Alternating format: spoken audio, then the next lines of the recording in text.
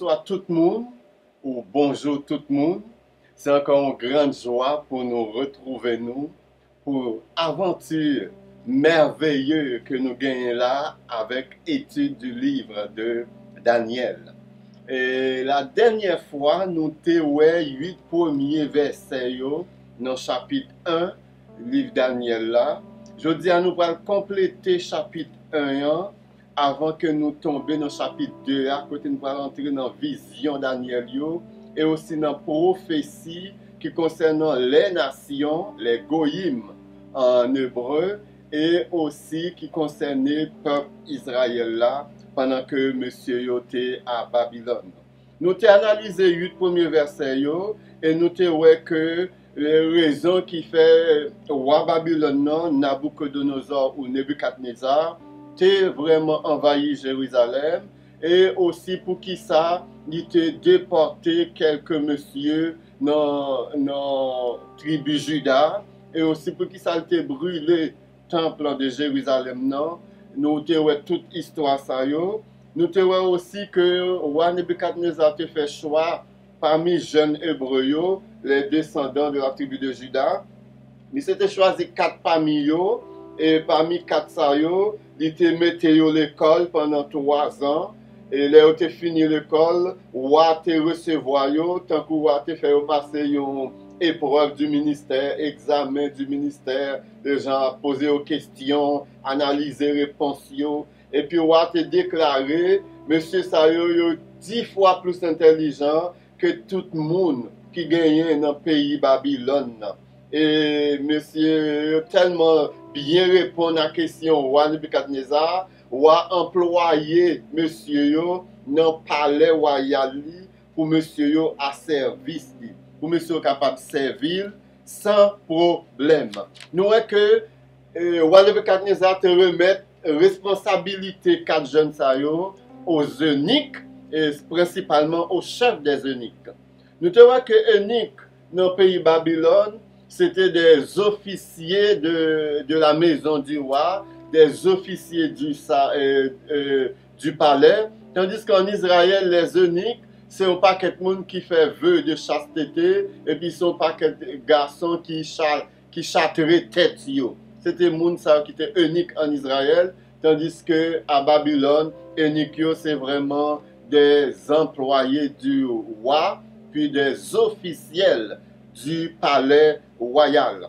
Donc, monsieur ça a une responsabilité, 3 jeunes hébreux et Daniel, pour te former, pour te nourrir, pour te entourer, pour te instruire, pour te inscrire dans des écoles très spécialisées, très avancées, la meilleure éducation du pays.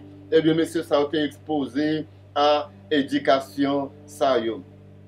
Et nous avons aussi que Daniel avec les amis t'es refusé et souillé avec les mains du roi, et aussi t'es refusé boire du vin que le roi t'a offert. Nous avons que nourriture que le roi t'a décidé pour monsieur manger, c'était vraiment la meilleure nourriture du pays, c'était les mets les plus exquis qui soient et les mets les plus succulents qui soient, préparés par des chefs assez spéciaux, pour monsieur être capable de bien nourrir, pour monsieur être capable de vraiment prendre poids, et pour être capable d'aller au service du roi. Et lorsque nèg yo décidé, pour une raison religieuse, pour une raison rituelle, yo pas souillé avec les mains du roi, eh bien, chef eunuque c'était peur pour nèg yo pas venir faire roi Nebuchadnezzar tuer, parce que si nèg yo pas prend nourriture roi ba yo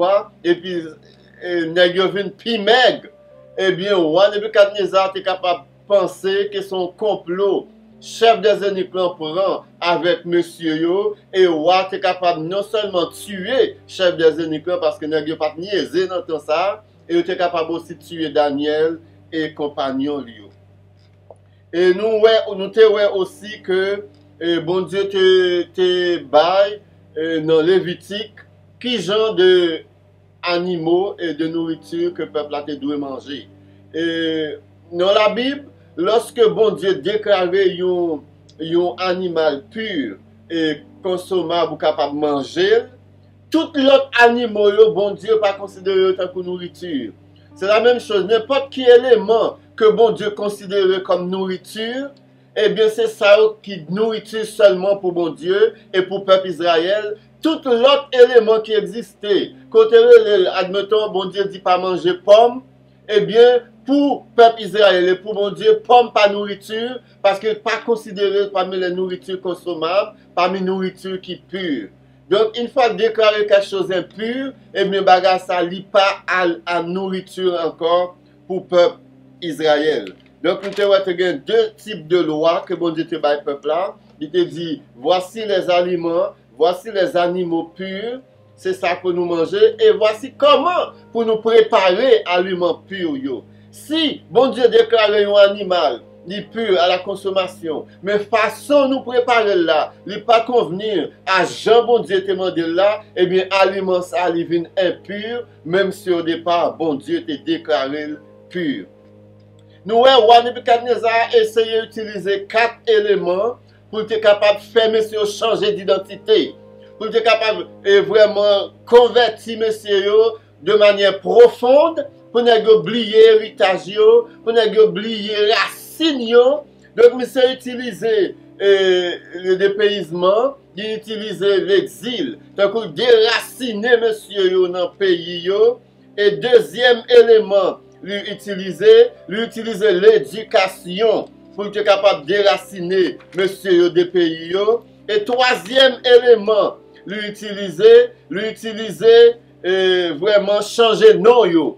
Parce que pour un juif, destiné un juif, il non non. Tant qu'Abraham, eh bien, destiné Abraham, il non non. Tant que Yeshua Hamashiach, que nous le Jésus-Christ, eh bien, destiné à non non, qui veut dire Yeshua, Jéhovah sauve, l'Éternel sauve. Donc, roi Nebuchadnezzar était très intelligent, mais c'était comprendre ça, mais c'est comprendre que pour changer l'identité, non, on faut changer tout, parmi toutes l'autre bagarre qui doit changer, non, on doit changer également pour capable bien changer l'identité.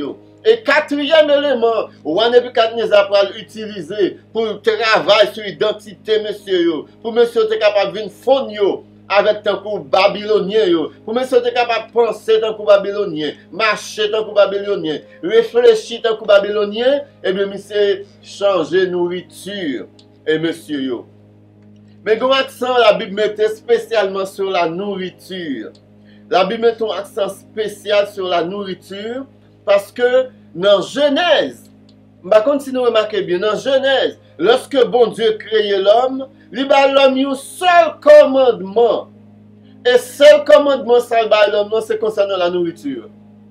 Le premier et le seul commandement que l'homme avait dans le jardin, c'était concernant la nourriture. Donc c'est pas pour rien, Nebuchadnezzar a utilisé la nourriture comme un élément pour vraiment chercher et changer identité peuple Israël là, monsieur de la tribu des Judaïos. Donc nous voyons que le monde actuellement, je nous vois le monde hier, tout dégât nous à travers le monde, tout égoïsme qui a ravagé le monde là, tout crime qui a ravagé le monde là, et bien toute bagarre ça, toute guerre qui tue des millions de monde, et bien toute bagarre ça est arrivé à cause de la nourriture. Bon Dieu te dit Adam et Ève, pas manger fruit ça, et bien on manger fruit ça, péché a entré dans le monde, il provoque la mort spirituelle, il provoque la mort physique, il provoque toutes sortes de dégâts, toutes sortes de problèmes. Donc nous voyons que nourriture, c'est vraiment un problème qui est extrêmement grave. Donc, bon Dieu, tellement qu'on nourriture est grave, la Bible dit, lorsqu'on a privé dans le paradis, il y a un arbre qui a des fruits 12 fois par année. Non seulement arbre ça a des fruits 12 fois par année, mais un seul arbre a plusieurs fruits différents. Donc, bon Dieu connaît vraiment, nourriture a son problème lié, il range pour que nous pas gagnions aucune façon pour nous plaigner pour nourriture. Donc, le peuple Israël qui t'a plaigné grand goût, avec bouche plein, avec steak, pantalon, monsieur, presque pété, tellement ventre plein, mais il a crié grand goût. Donc, bon Dieu, tellement connaît nous, il a arrangé nous, il a arrangé pour que dans le paradis, nous pas gagner problème ça, et aussi, il va servir des anges comme des grands cuisiniers pour nourrir nous, de sorte que pour nourriture pas constituer un problème pour nous. Donc, ces 4 éléments, ça, Nebuchadnezzar a utilisé pour lui vraiment essayer changer l'identité. En parlant de nourriture, nous voyons que je dis à les hommes tués pour nourriture. Et nous voyons que il y a une série de gens qui deviennent cannibales, qui tuent les gens pour nourriture, qui tuent les gens pour petit calepin. Donc, c'est très, très, très grave l'affaire de nourriture. Et aussi, on a regardé changement d'identité. Et tant que Nebuchadnezzar fait changer de pays, et en changeant de pays, il utilise comme moyen aussi pour changer d'identité. Donc, nous avons constaté un peu de monde qui partit dans les pays étrangers, il y a un peu de monde qui partit aux États-Unis, au Canada, en Europe, un peu partout dans les Antilles, où les gens qui sont arrivés dans le pays, ils ont perdu l'identité. Ils ont perdu l'identité. Des fois même, les gens qui sont nés dans le pays, mais qui sont nés à partir de familles immigrantes, ils ont perdu complètement l'identité. Ils ont embrassé l'identité pays, mœurs pays, et souvent, mœurs pays pas correspondent à valeur. Côté parents, ils sont sortis, et bien, ça vient gâter. Et nous, tant qu'aux États-Unis et au Canada, ils ont fait prendre jeunes adopté mes pays, mes délinquants, et tête chargée net. Et quand lorsque vous fin gâté dans le pays, vous prenez jeunes, vous voyez dans le pays, vous retournez soit en Haïti, soit en Afrique. Et les messieurs arrivent dans le pays, vous pas connaissent rien, vous tête en bas, parce que vous pas élevé dans la culture pays, vous pas élevé dans le pays, et puis le plus souvent, jeunes, ils viennent délinquants, ils viennent des voyous dans la société, parce qu'ils ont vécu un choc culturel, parce que côté ils viennent adopter toute culture, toute messe pays, voilà que le pays a lui-même ni rejeté, lui retourner dans le pays. Donc c'est vraiment pas une bonne attitude lorsque vous arrivez dans le pays et pour quitter le pays à valer valeur, ou quitter le pays à manger, mais sous tes gagnants, ou quitter le pays à détruire toute identité, et bien même si le pays a détruit toute identité, il ne pas jamais considéré comme l'un des leurs, parce qu'on pas moun pa yo. Yo connaît très bien ou pas moun pa yo. Donc même si on a joué, joué avec yo, même si on a montré que ou bien assimilé dans la culture, eh bien dans tête yo ou pas moun pa yo. Eh bien, monsieur Sayo, Daniel avec Zami, monsieur était très jaloux de l'identité, malgré monsieur prend paquet éducation, yo prend paquet formation, n'a même apprendre astrologie à Babylone, mais on pas jamais abandonné identité yo, parce qu'on connaît vision yo, parce que connaît avenir yo, parce que connaît destinée yo lié à identité yo. Donc monsieur aurait été collé avec identité yo. Nous aussi au niveau de l'éducation, il y a une série de monde qui vraiment lorsqu'il a développé, lorsqu'il a progressé au niveau académique, ouais, moun sa des fois yo kon perdu identité autour, yo oublié qui moun yo yé, et puis yo tendance à considérer masse peuple là comme un paquet imbécile ou bien un paquet zombie, moun qui pas connaît rien, yo tellement élevé, yo tellement avancé dans connaissance yo, donc yo viennent considérer vraiment la masse comme étant des moutons quasiment. Et c'est ça que fait, même au niveau théologique, où il y a un peu de monde lorsqu'il a pas avancé dans l'étude théologique, au lieu de venir plus proche de mon Dieu, ou à être plus éloigné de mon Dieu, parce que souvent l'école théologique, yo même yo pas campé sous bon Dieu. Et il y a un pile dans l'école théologique, qui ont un paquet de professeurs qui pas même croyants, et ce professeur ça qui enseigné la Bible, c'est professeur ça qui enseigné théologie, eh bien, on pas capable de sortir un homme de Dieu, ou pas capable de sortir une femme de Dieu, lorsque moun qui a pensé la Bible là pas contre bon Dieu. Et moun ça parle sur un paquet de théorie, et puis il parle enseigner la Bible là tant qu'on une science ésotérique. Il peut enseigner la Bible tant qu'on va théosophie, il peut enseigner la Bible tant qu'on va alchimie. Donc, bon Dieu pas dans jouet ça avec personne monde. C'est pour cette raison, dans la communauté noire, les gens nous connaissent très bien. Et moun ça, c'est Fils-Aimé. Nous connaissons Fils-Aimé, c'est un monde qui dit qu'il est doué et académiquement, c'est un monde qui fait des études avancées. Mais il y a un bagage à constater avec Fils-Aimé. Fils-Aimé est entré dans l'école théologique comme pasteur et il est sorti dans l'école théologique comme un gars.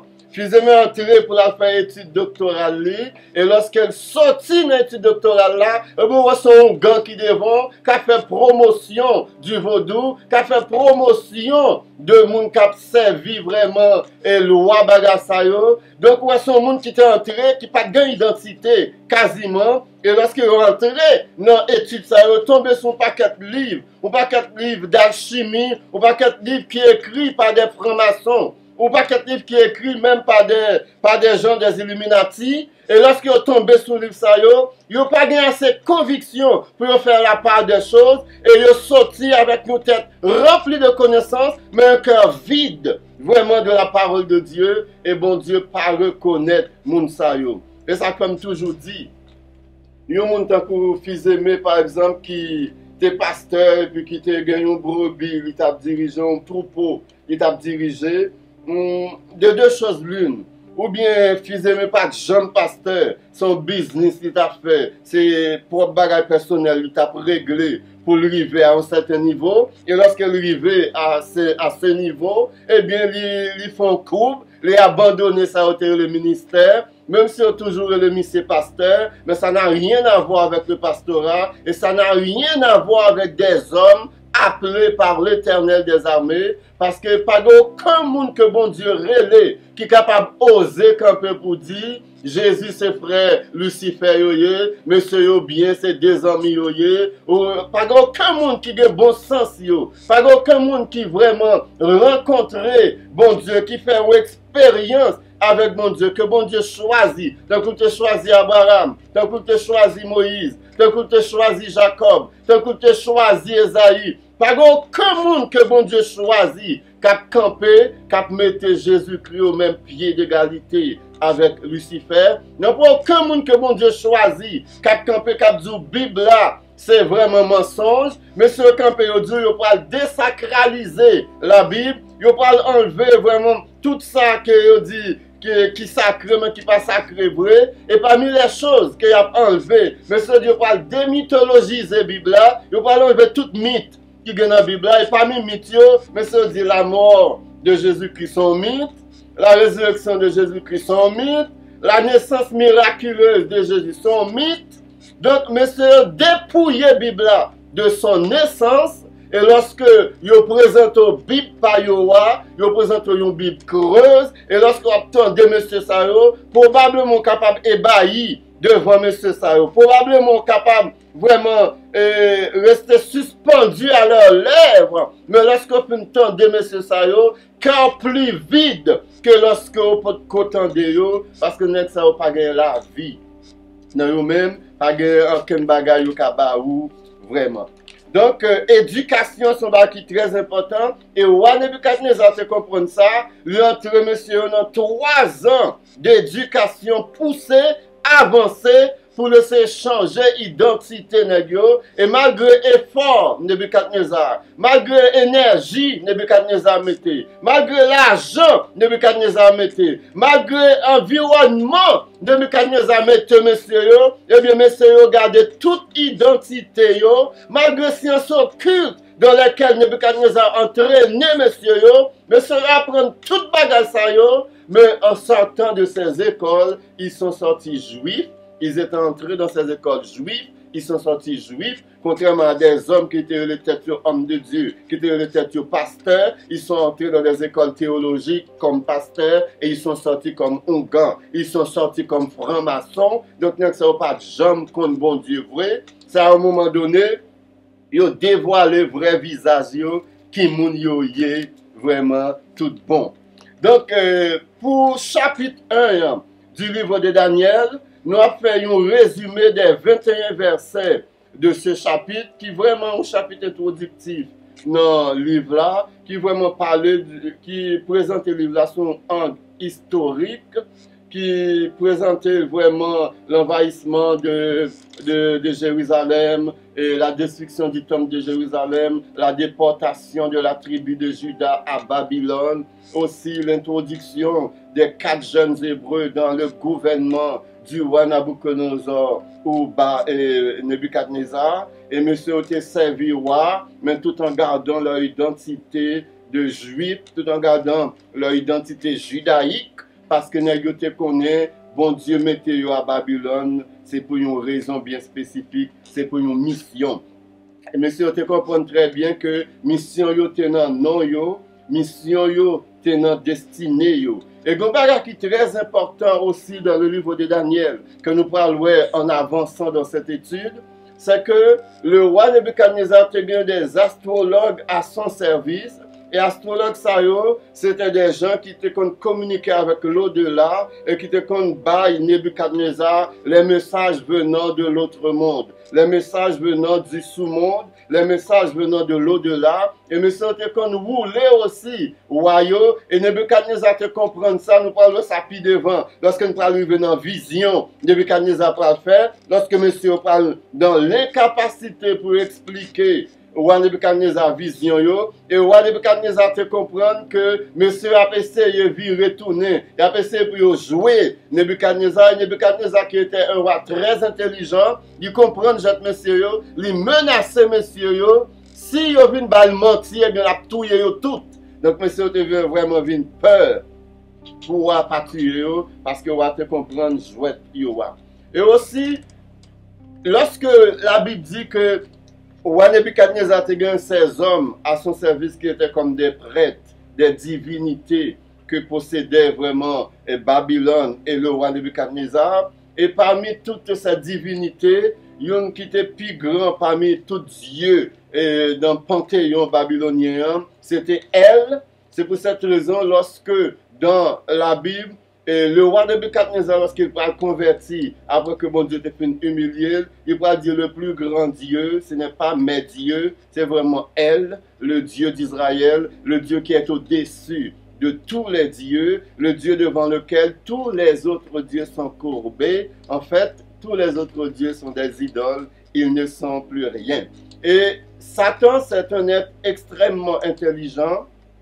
Dans Genèse chapitre 3, verset 15, bon Dieu te dit, Satan, je mettrai une inimitié entre toi et la femme, entre ta postérité et sa postérité, celle-ci t'écrasera la tête et tu lui blesseras le talon. Et Nebuchadnezzar, Satan avait compris, dis-je bien, Satan avait vraiment compris qu'il y a quelqu'un qui va venir de la descendance de la femme, qui va lui écraser la tête, et depuis déclaration, ça, bon Dieu te fait, Satan te commencé formuler un plan dans tête li pour que descendance femme n'en pas venir parce que il connaît tout ça bon Dieu dit gain pour arriver, bon Dieu pas qu'à mentir parce qu'il était dans le gouvernement de Dieu, il connaît très bien Dieu.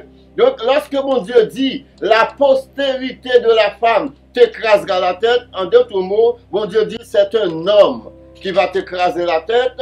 Et qu'est-ce que Satan va faire? Eh bien, dans Genèse chapitre 6, Satan va provoquer une invasion démoniaque qui va amener sur la terre des démons, des anges déchus qui vont s'unir avec des femmes humaines pour créer des géants, une race hybride. Bon Dieu dit, c'est les hommes qui ont crasé tout. Voilà que Satan vient créer une race hybride. Donc s'il réussit à créer une race hybride, ça veut dire c'est pas ni homme ni démon, c'est un mélange des deux. Et puisque parole bon Dieu pas qu'à mentir, bon Dieu dit son homme qui a crasé Satan lui créé cet environnement de race hybride pour que prophétie bon Dieu n'a pas accompli. Et lorsque bon Dieu voit ça, bon Dieu c'est lui créer Satan, Satan pas qu'à plus intelligent que lui. Donc bon Dieu détruit toute cette génération hybride avec le déluge sur Noé, Genèse chapitre 9.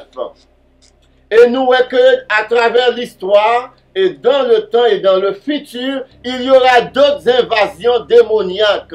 Parce que le but de Satan, c'est de vraiment détruire la race humaine. Depuis qu'il a été précipité des cieux, il connaît l'homme pour prendre place, et mais jalousie envahit et il décidé jusqu'à la porte des cieux, la persécuter les hommes. Et dans chaque gouvernement qui entre depuis l'Antiquité, Satan toujours gagné une discipline dans le gouvernement de façon pour diriger le gouvernement, pour que les hommes qui dirigent nous, c'est un coup des marionnettes. Et bien depuis Nebuchadnezzar, tu as gagné moun sa yo. Les Chaldéens, les astrologues, et bien c'est rôle ça te connu rempli, c'est un coup des représentants de Satan, mais ce ça auprès de Nebuchadnezzar, pour diriger politique Nebuchadnezzar, pour diriger vie Nebuchadnezzar, pour diriger gouvernement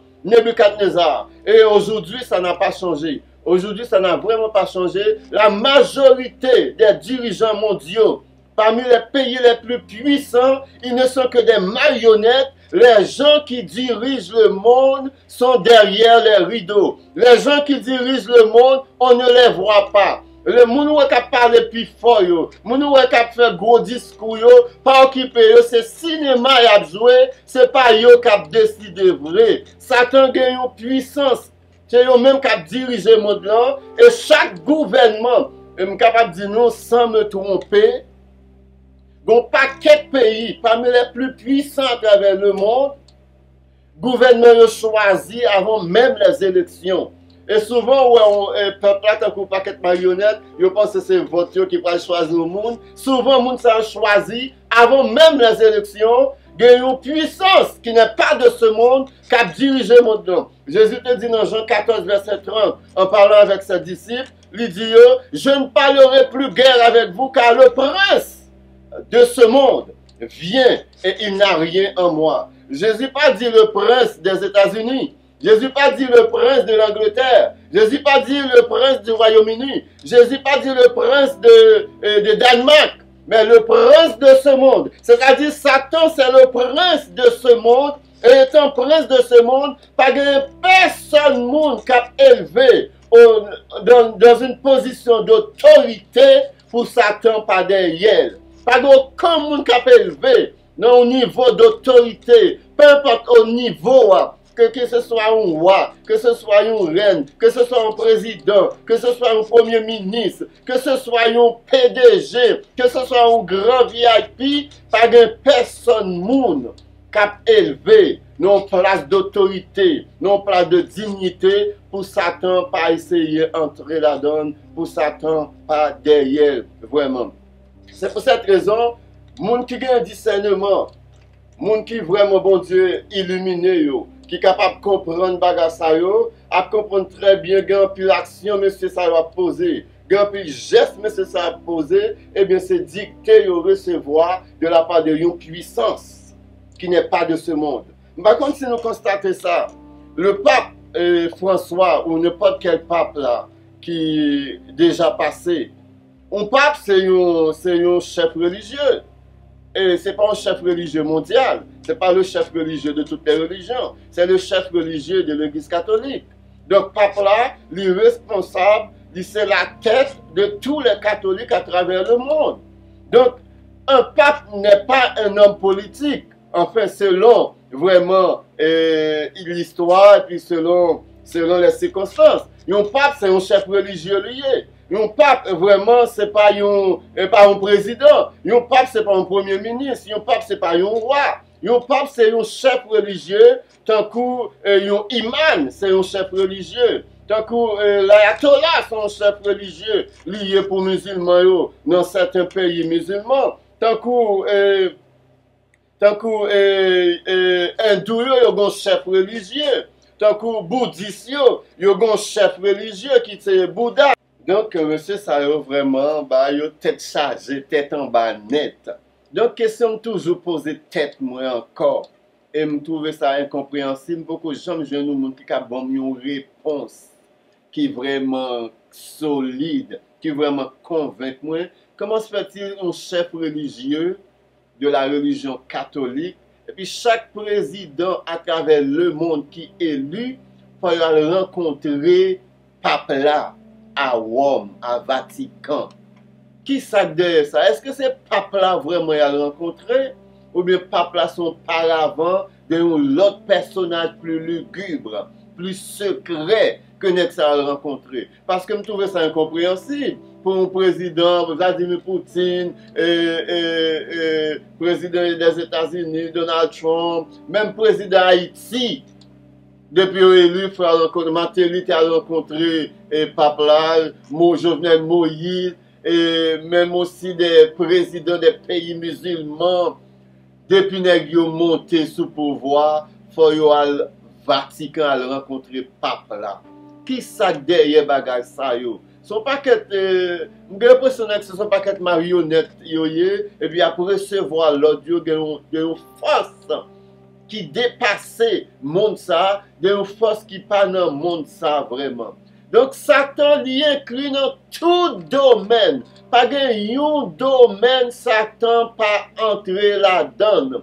Et spécialement les gouvernements, spécialement les grandes puissances qui ont dirigé le monde. Dans aucun domaine, Satan pas investi. Dans aucun domaine, Satan pas entré vraiment là-dedans. Et ça n'a pas daté d'aujourd'hui.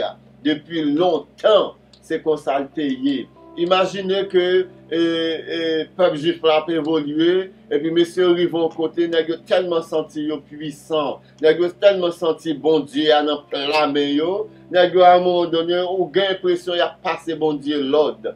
Ils ont l'impression qu'ils ont considéré bon Dieu tant qu'on a rigoise. Non, mais et puis ils battent mon yo avec bon Dieu. Ils ont utilisé bon Dieu, Jean voulait. Bon Dieu, c'était leur chose. Eh bien, Satan est entré là-dedans, et c'est peut-être raison après un pile monsieur ça yo très impliqué dans cabale et juif, et pour Jodia, c'est une société secrète qui est très liée avec la franc-maçonnerie et qui a éparpillé un peu partout à travers le monde, et c'est peut-être cette raison, Jodia, la difficile pour trouver un chef d'État, la difficile pour trouver un roi, la difficile pour trouver un reine, un prince, une princesse, pour trouver un premier ministre, pour trouver un dirigeant à travers le monde qui n'est pas franc-maçon. Qui côté bagage ça sorti? Qui côté bagage ça va aller? C'est pour cette raison dans une psaume, bon Dieu a dit, pourquoi les rois de la terre se soulèvent-ils contre moi? Eh bien, pourquoi se ligue-t-il contre moi? Eh bien, c'est ça nous a passé. Monsieur a ligué contre l'Éternel et la Bible dit Dieu rit. Bon Dieu a ri. Bon Dieu a passé dans bêtise parce que c'est jouet Timon y a fait. N'a pas rien à faire qui est capable d'atteindre bon Dieu. Mais parmi toute attaque que Satan a fait, qui vraiment commencé depuis longtemps, depuis Genèse 3, depuis Genèse 6, il y a deux tribus que Satan visait spécialement pour éliminer, pour éradiquer et pour annihiler complètement sur la surface de la terre pour des raisons bien spécifiques. C'est la tribu de Lévi et la tribu de Juda. Parce que après le péché dans le jardin d'Éden et avec le développement de l'homme et aussi la progression, la multiplication de l'être humain sur la terre, eh bien, bon Dieu t'a cherché un moyen pour calmer et dans tout moyen il était trouvé la tribu de Lévi qui était responsable de faire des sacrifices pour les péchés, afin que colère, mon Dieu, capable de contenir un peu jusqu'à ce que le Messie vienne. Sinon, colère, mon Dieu, t'a pas déchaîner sur la race humaine à cause du péché, à cause de la désobéissance, à cause des faux pas de nos premiers parents. Toute bagarre ça à cause de nourriture, à cause de manger. Et tribu de Lévi, c'était une tribu que Satan te voulait détruire parce que pas de voulait monsieur ça aussi. Il te voulait monsieur ça aussi pas présenter des sacrifices pour la race humaine parce que Satan veut la destruction à tout prix de la race humaine parce qu'il pas voulu pour la race humaine les descendants d'Adam en place. Et l'autre tribu que Satan vraiment mettait accent sur lui pour détruire, pour vraiment éliminer, c'est la tribu de Juda, parce que tous les rois d'Israël doivent descendre de la tribu de Juda. C'est ça l'Éternel lui-même déclaré par la prophétie que te baille Jacob, lorsque Jacob t'a béni ses 12 fils. Eh bien, il te dit, les rois d'Israël doivent descendre de la tribu de Juda. Et puisqu'elle connaît, le Messie qui va venir va être un roi, et puisqu'il va être un roi, il doit descendre de la tribu de Juda. Donc, s'il réussit à détruire la tribu de Juda, eh bien, la stopper cette prophétie et la venue du sauveur de l'humanité en la personne de Yeshua HaMashiach. Donc, Satan est très stratégique dans l'attaque, mais heureusement, l'Éternel veille au grain. Dieu est le maître de l'histoire, chers amis. Il n'y a personne qui est capable de faire histoire pour un couple, non, mais bon Dieu.